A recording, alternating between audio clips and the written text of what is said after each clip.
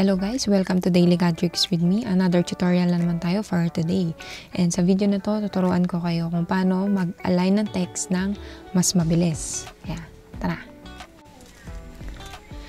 Okay, I have here an example of part list table or yung bill of materials.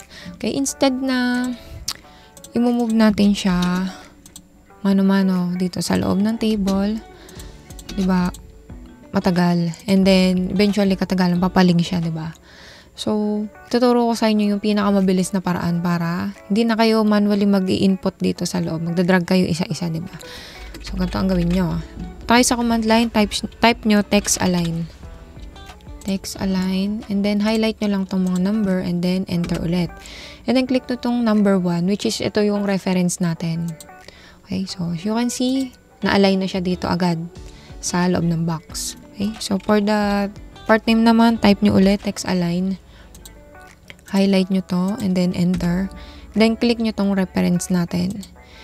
Okay, and then, drag nyo lang.